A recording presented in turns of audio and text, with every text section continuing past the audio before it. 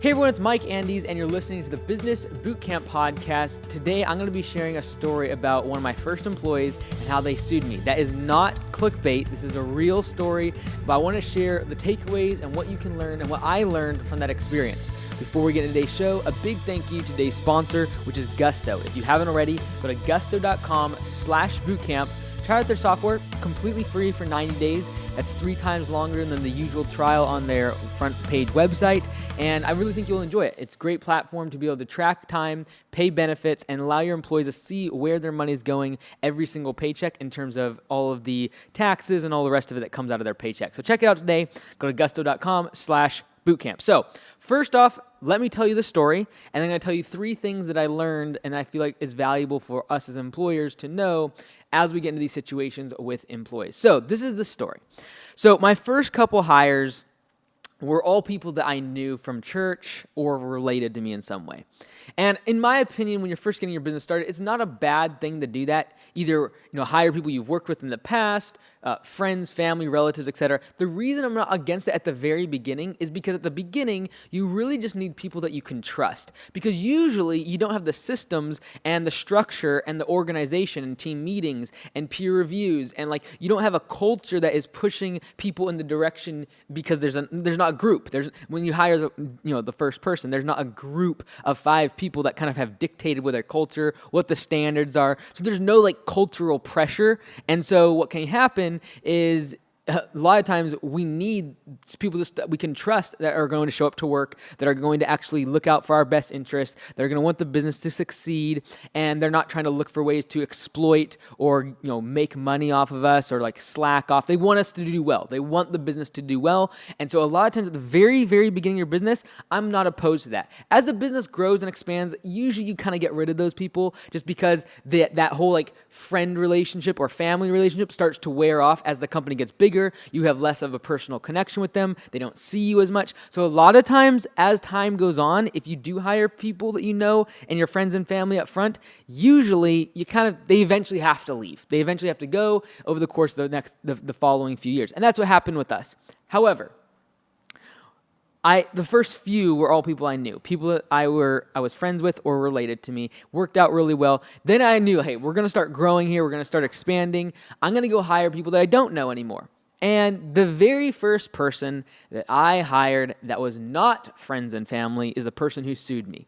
Now, I can't share anything like their name. I can't share anything. Some details I can't share because when we settled outside of court, that was part of the agreement, is that you can't share certain information. So what happened, this is what happened. So I hired this individual. He was a lot older than a lot our employees. At the time, it was me and my friends, right? So we're talking 20, 24, 22 years old, our group that were getting started, the business. And at the time, I would have been 19. And so he was the first person. He was in his 40s, had a family. So this is the real deal. Or we're starting to grow. We have people that have families, and we need to provide and all this sort of thing. And second day on the job, I get a call from the crew that says he was hurt and that he needed to get picked up. So right away, canceled my estimates for that day and drove to the property where they were at. It was about 25 minutes away, and picked him up. And so he was saying that his back was hurt, right? And I'm not denying that he was perhaps hurt. What he was saying is that he was on the trailer, the back part of the trailer, the ramp part, and he slipped, fell, and hurt his back. So after further review, as this whole process unfolded, I later went on to find out that he was working for a roofing company that was not licensed, did not pay L&I, and this was his kind of version of being able to get his surgery paid for. And so, of course, though, even once you find that out as an employer, you can't use that information. And so in terms of trying to go after them, or you can't fire them or say that they did something wrong, because their word against yours. At the end of the day, there's a very good chance he potentially could have slipped on the ramp. However, he was with another employee. That employee was training him. Therefore, they literally don't go out of each other's sight. And that employee was no, he's been going off the job site when I wasn't around. He went into do things that he knows we shouldn't be doing, which is smoking. We don't allow smoking at our company, and it definitely limits our hiring options, but it's definitely a policy, and they knew it. And so what he had already done that day twice is leave the job site and go into a portable potty and portable bath, toilet, and smoke. And so the other employee that was training him knew that, so they were already like in a mood when I showed up and had to pick up this employee that was now quote unquote hurt. And so this is where I made a mistake. And so I'm not saying anything other than like I had to learn a lot in this process because I hadn't hired a lot of people. I didn't know a lot of regulations. So this is what happened. I pick up this individual from the job site. They're hurt. I take them back to the shop. I have now heard, because I talked to the employee at the job site, I said, what's going on? They shared with me about him leaving the job site, him not being engaged. Like, we need to fire this individual anyways, regardless of whether or not he got hurt, basically. So what I should have done is on that drive home, be like, hey, you're not a good fit. You're going to have to find another job somewhere else. You're let go. You're fired, whatever you want to say. However, instead of doing that, I was trying to be nice and said, you know what, since you're hurt and everything, why don't we just go ahead and let you go? Because obviously, we don't want the L&I's rates to go up and all of that for the other crew members. It's not fair to them. And I was trying to be nice in letting him go and losing like this logical pattern, but you cannot do that. You cannot fire someone because they got hurt. That's illegal. You cannot do it. You should not do it. But at the end of the day, what we ended up finding out a week later is that the roofing company he was working for before did not insure, did not have L&I, did not have a license, and therefore he was literally coming over to get a surgery done on our bill for L&I. And again, our word against theirs. So I was like, I can't take this to court. I don't have proof or evidence of him not slipping and perhaps dislocating that previous injury already. However, that's why we settled outside of court. And so basically what ended up happening, I had to take an entire day, drive to Seattle, meet with attorneys in their office, sign a check, give him money, and then be done with it, right? Like kind of it was like over. He can't, disclose my name. I can't disclose his name or how much we paid. I paid out for that. It was a big hit. Like when we were first getting started, second year business, like that was a big hit financially and for the company to kind of get through. But all of that aside, I really could care less with the story. I'm not here to like get sympathy over that fact. What I'm trying to do is make a point of what I learned and what I hopefully you can learn when you get into the same situation. Because you're going to have an employee that doesn't do a good job. You're going to have an employee that goes against protocol. You're going to have an employee that gets hurt. Stuff like that's going to happen. So here are the 3 things that I learned. Number 1, always call references when you're hiring people. If they don't have references, they are not working for me. I don't care what position it is. I don't care if they sound really good, if their interview went really well, if their resume looks impeccable. There's just absolutely, in my opinion, no way to hire someone without calling their previous employer. And we have had people that we thought were lights out, incredible hires, and we're like literally trying to already start scheduling them, thinking when they're going to be starting, all the rest of it. And then literally come to find out when we call the references that they had just left that employer, didn't return their keys, didn't return their company credit card, didn't return their uniform, said stuff on the way out to all the other employees. Like those are the things you kind of need to know, because of course the employees are going to say, I wasn't really a good fit at the last company, or like I want to change industries, or I want to grow. I want to come up with a company that's going to grow and I can have a place to build my career. Of course they're going to say those things. What they're not going to tell you is how that ending happened and what was said and done on that exit out of their previous employer. Whenever an employee is let go, you better be calling that reference.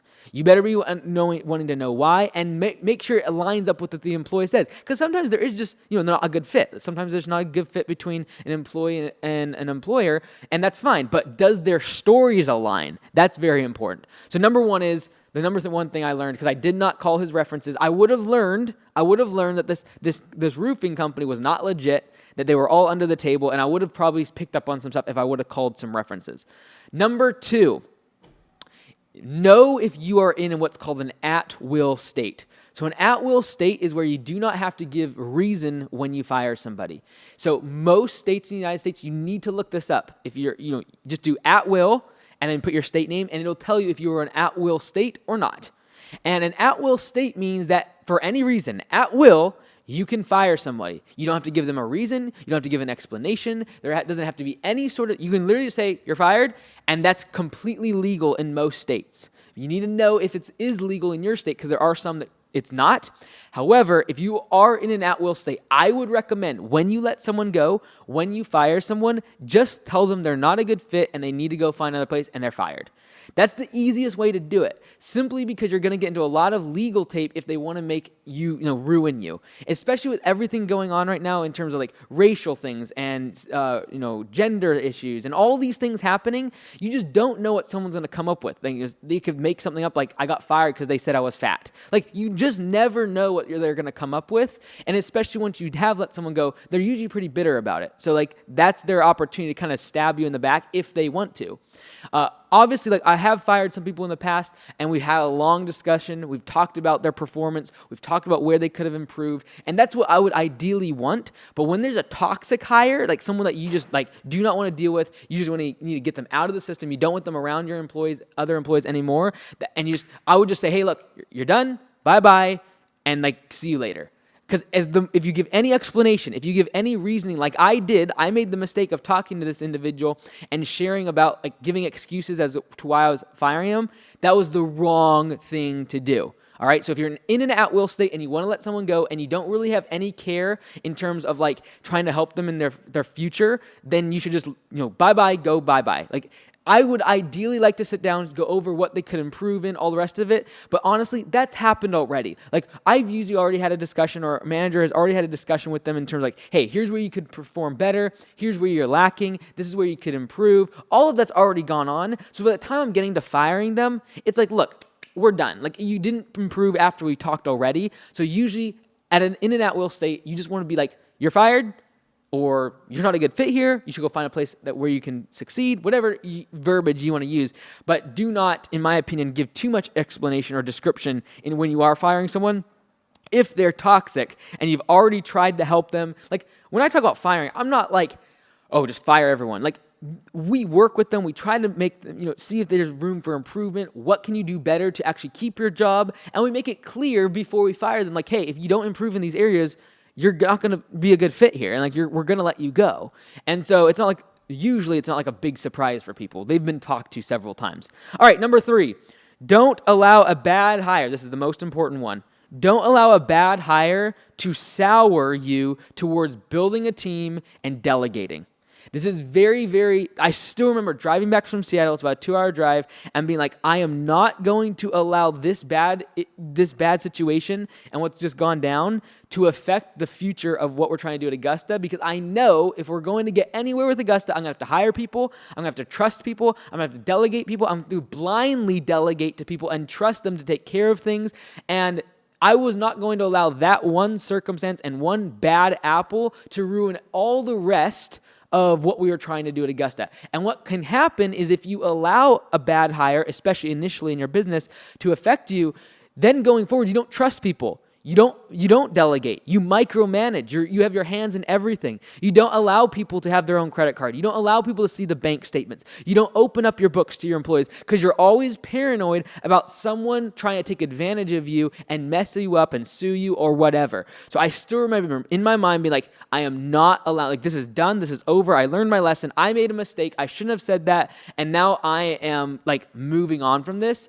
And one of our franchisees recently, his very first employee, on his very first day, they were mowing, doing their thing, and then literally halfway through the day, his employee went across the road to a gas station, got in a car with someone, and left.